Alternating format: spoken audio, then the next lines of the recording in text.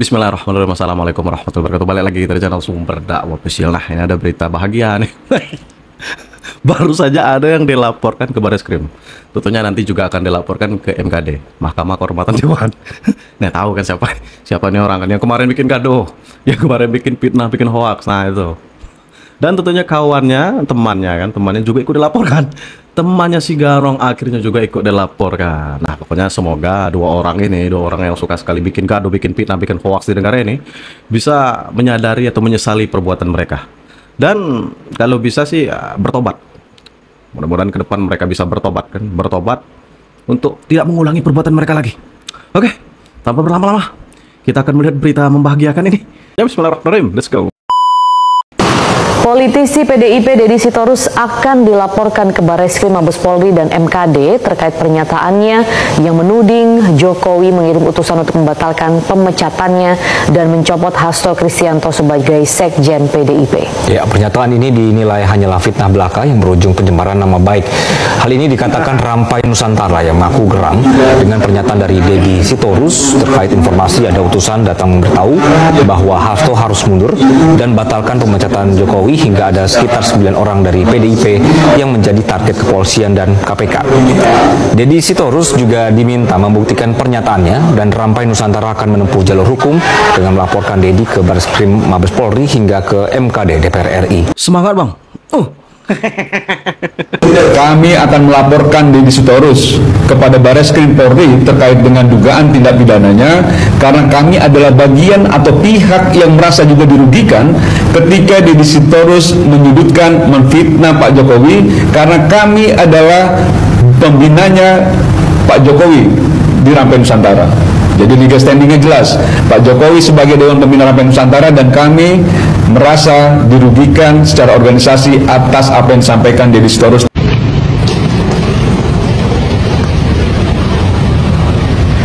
Astagfirullah. Nih. Kena batunya nih.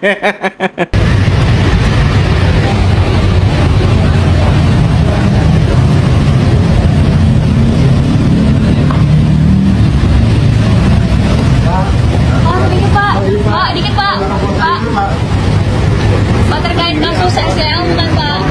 Dari mana Pak? Aja Pak yang di sini Pak. Oh sedikit Pak. Mau Pak apa aja Pak yang di sini Pak?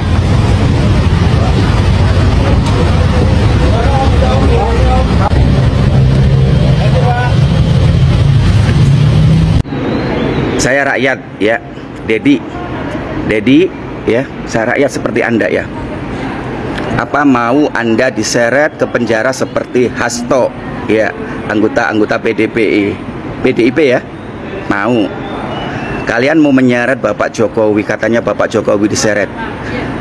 Yang menyeret itu siapa? Namanya siapa? Utusan siapa? Ya, arahan siapa? Coba jelaskan. Jangan cuma beromong-omong, nanti di media sidang kamu nggak bisa berbuat apa-apa, nggak bisa menjawab, ditanya oleh jaksa nanti, ya. Ini sudah viral loh, tahu saya katakan di sini ya. Kalau Bapak Jokowi tersandung kasus selama 10 tahun sudah masuk penjara dari situ, tapi nyatanya sampai sekarang belum ada yang bisa memasukkan Bapak Jokowi ke penjara, kan nggak ada kan? Itu tandanya Bapak Jokowi itu bersih. Betul banget, abang ini cerdas, pik ganteng bukan? Ya, cuma kalian saja sebagai anggota partai PDIP itu yang nggak betul, selalu mengambing hitamkan Bapak Jokowi, selalu menyalahkan Jokowi. Ya, Bapak Jokowi sudah lepas dari partai PDIP, tapi kalian selalu menyalahkan Bapak Jokowi, kan nggak logik. Nah, saya sebagai rakyat pribadi akan menyeret Anda ke media, ke penjara nanti Deddy, ya.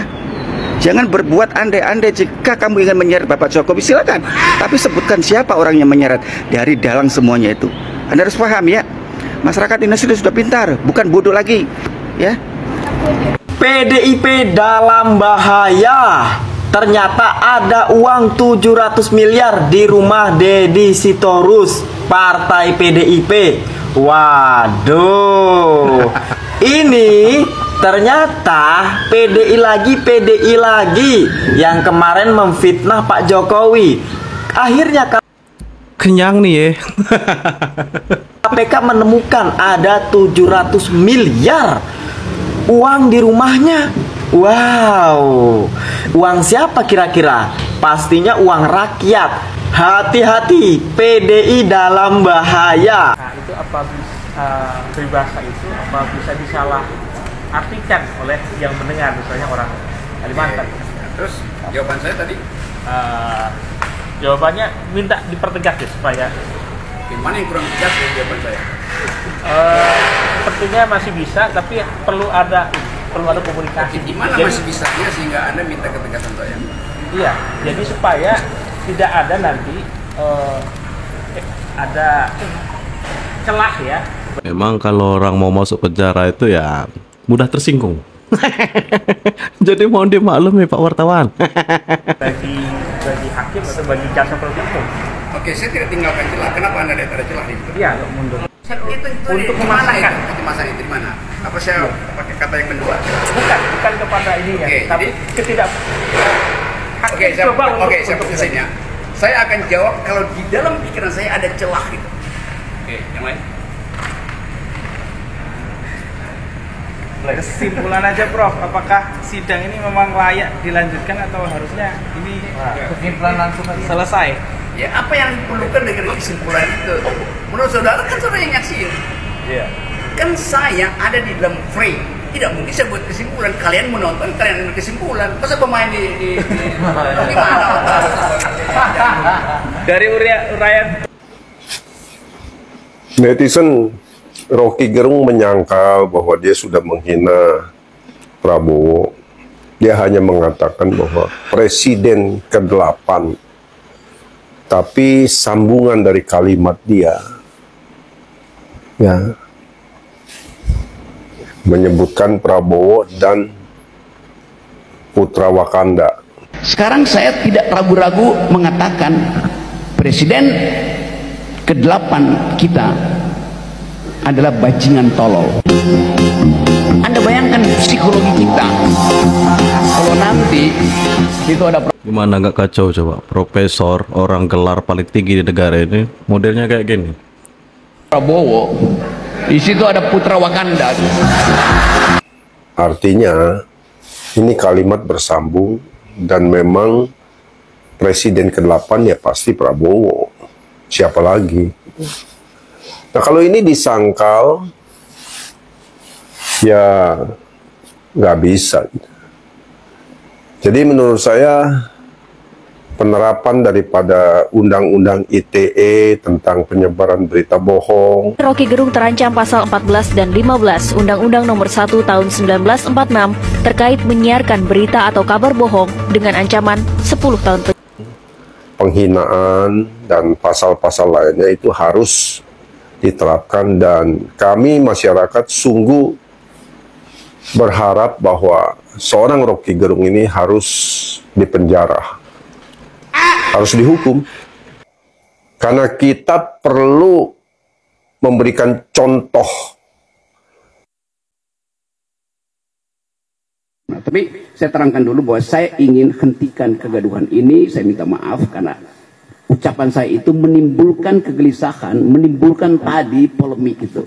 Dan polemik itu yang justru menghidupkan gairah saya bahwa negeri ini belum mampu untuk mencerna prinsip-prinsip demokrasi itu.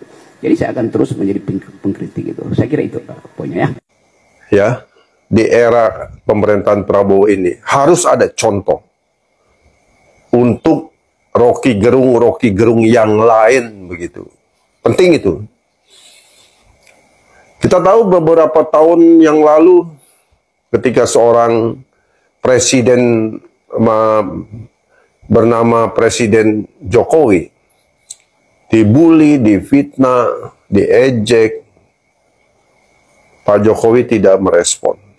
Karena Pak Jokowi berpikir untuk apa merespon? Lebih baik menganggapnya tidak ada apa-apa. Tetapi kita jujur saja sebagai orang yang menjadi pendukung Pak Jokowi, kita geram, kita marah. Ya, presiden kita dihina. Dan tidak ada tindakan dari kepolisian. Apakah ini memang sengaja dicegah oleh seorang Jokowi, saya tidak tahu. Tetapi di pemerintahan Prabowo, ketegasan itu harus menjadi bagian daripada sikap seorang Presiden Prabowo. Tidak bisa lagi mentolerir. Kita melihat seorang Rocky Gerung sudah minta maaf. Saya minta maaf karena menimbulkan kegaduhan. Ya silakan aja, minta maaf sih minta maaf. Tapi pasal-pasal mengenai penghinaan, penyebaran berita bohong, ya, penyebaran kebencian itu harus diterapkan dan harus dihukum. Ya, Pak Rocky, minta maaf sih kita terimalah. Tapi hukuman kan harus tetap jalan. Begitu. Dan toh kita melihat bahwa Anda tidak pernah menyesal. Ya, dan ini menjadi catatan penting bagi penegak hukum, terutama kepolisian, bahwa seorang Rocky Gerung itu memang sangat arogan dan sangat menyepelekan hukum. Dia bermain dengan kata-katanya, dengan bersilat lidahnya, ya, dan ya silakan saja. Seperti Pak Muldoko bilang, orang yang pinter, ya, tapi nggak punya akal dan perasaan, yaitu sama juga dengan robot. Dan biasanya robot dikendalikan orang.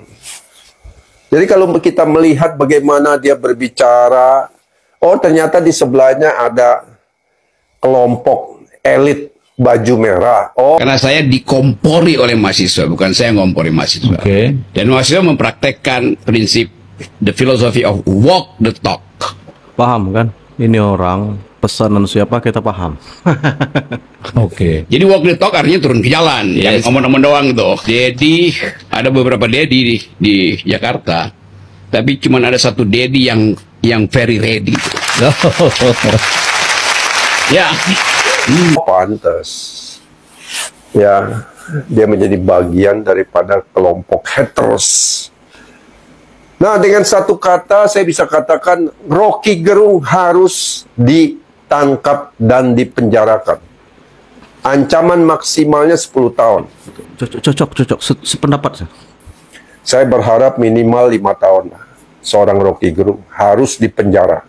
Dia harus merasakan bagaimana ya mulutmu adalah harimaumu dan kau harus menerima akibatnya.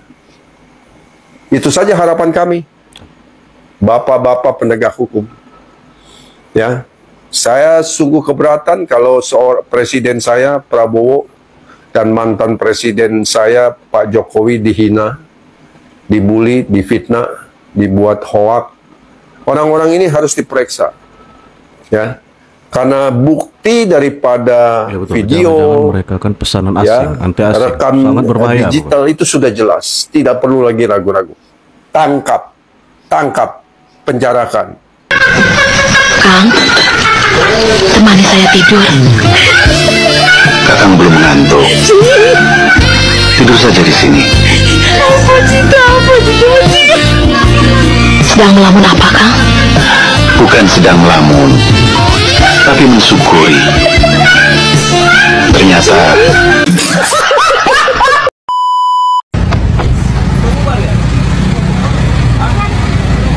waduh, saya kan janji tadi mau ketemu lagi.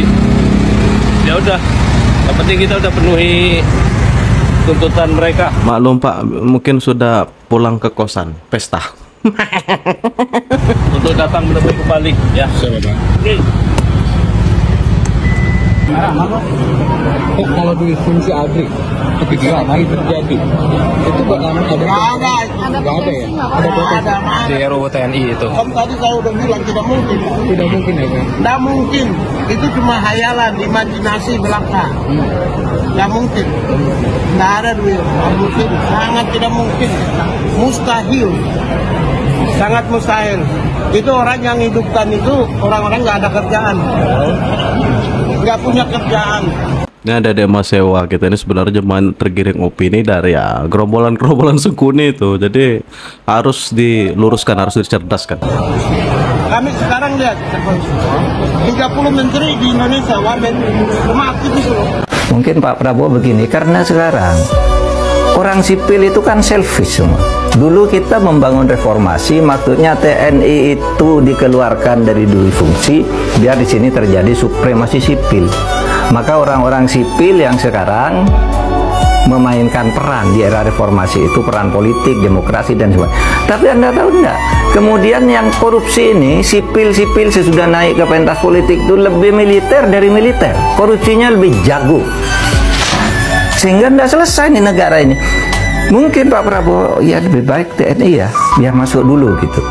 Harapan saya itu sementara aja agar gembos ini dulu lah. Ingat ya, ini RUU RUU TNI ini bukan keinginan Pak Prabowo Subianto, itu keinginan dari anggota DPR. Cepat. Kemudian kami sudah meminta waktu Presiden untuk bulan depan hadir pada saat penyerahan kepada warga negara Indonesia yang tidak punya gaji, ya, yang tidak punya gaji seperti pedagang sayur, pedagang bakso. Dia tidak punya gaji, dia tapi punya usaha, dia punya penghasilan. Dan kami akan melakukannya di bulan April, ya, akhir April. Kita siapkan paling tidak sekitar 25.000 unit. Ini akan kita buat sekitar tanggal 25 April di Jawa Barat, Jawa Tengah, Sulawesi Selatan, Sumatera Selatan, Kalimantan Selatan, Nusa Tenggara Barat, dan masih banyak lagi daerah lainnya. Rencana kita akan pada saat akad pas acara paling enggak 1.000 kita akan serahkan. Saya dari sejak muda sudah teken kontrak dalam hati saya. Saya siap memberi jiwa raga saya untuk bangsa dan rakyat Indonesia. Dari umur sangat remaja, 22 tahun, 23 tahun, saya sudah bertempur untuk merah putih, untuk Republik Indonesia.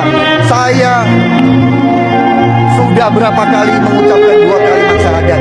Saya sudah siap mati pada saat itu. Pokoknya memang banyak sekali serangan-serangan hoax yang terus berdatangan untuk menyerang atau mendiskreditkan atau ingin menyudutkan Presiden Prabowo Subianto. Yang terakhir ini kan masalah saham. Ini pokoknya banyak sekali yang tiba-tiba langsung mengerti saham. Kan itu kan sudah Pak Prabowo prediksi dari jauh-jauh hari. Memang beliau sudah memprediksi bakal ada yang akan menyerang untuk menurunkan saham. Saya ditertawakan, saya diejek, tapi saya udah biasa diejek. Mana mungkin menghilangkan korupsi di Indonesia, mana mungkin menghilangkan kemiskinan, mana mungkin menghilangkan kelaparan. Apa? Mau kasih makan bergizi? Hahaha, ketawa. Di awal mereka tertawakan saya dan saya tahu mereka mengancam saya tahu saya diancam. Nanti harga indeks saham akan turun. Di hari-hari pertama saya luncurkan gagasan makan bergizi, sudah muncul. Saya mengerti, saya ini cukup lama jadi orang Indonesia. Kita paham siapa sebenarnya yang menyerang Pak Prabowo Subianto. Ya para koruptor-koruptor itu. Tapi ingatlah, Pak Prabowo tak akan pernah gentar, beliau tak akan pernah mundur, bahkan beliau siap mati untuk bangsa dan negeri ini. Begitu juga adik-adik mahasiswa yang turun ke jalan, walaupun hanya segelintir, kita tahu segelintir, hanya sedikit saja yang demo menuntut menolak kira-kira RUU TNI. Nah itu kita tahu siapa dalangnya atau promotor di balik demo itu kita tahu sebenarnya. Memang ada juga si merah, pokoknya kita paham lah siapa. Ya itu tak lain tak bukan RT 24 maupun RT 16. Nah ini dan untuk RUU TNI itu sekali lagi nih saya ingatkan, itu bukan keinginan Pak Prabowo Subianto. Itu sudah clear, itu sudah clear, itu jelas, itu keinginan dari anggota DPR. Seluruh fraksi sudah menyetujui. Nggak tuh, seluruh fraksi sudah menyetujui. Jadi bukan keinginan Pak Prabowo Subianto. Dan masalah RUU TNI ini, sini lagi-lagi nih saya ulang ini, bukan untuk membangkitkan dui fungsi. Jadi jangan termakan hoax. Mereka kita tahu kan ada hoax kan masalah tilang kendaraan 2 tahun. disita gitu. Aduh, itu memang kerjaan sebelah. Memang suka sekali bikin hoax, termasuk IKN banjir katanya. Ternyata video AI. Jelas, pokoknya mereka sekarang terus bekerja keras. Pokoknya buzzer-buzzer sebelah itu, buzzer-buzzer pendukung RT 24 maupun RT 16 itu sedang bekerja keras untuk menjatuhkan atau untuk menggulingkan Pak Prabowo Subianto. Gitu juga ingin menyerang Pak Jokowi. Sekaligus menyerang Pak Jokowi, juga ingin menggulingkan Pak Prabowo Subianto. Dah, saya akhiri. Pokoknya salam cerdas, salam waras. NKRI harga mati. Tentunya selalu support, selalu dukung, selalu berpikir positif dengan apa saja keputusan pemerintah. Kita percayakan kepada Pak Prabowo dan Mas Gibran. Wabillahi taufiq wal hidayah. Wassalamualaikum warahmatullahi wabarakatuh.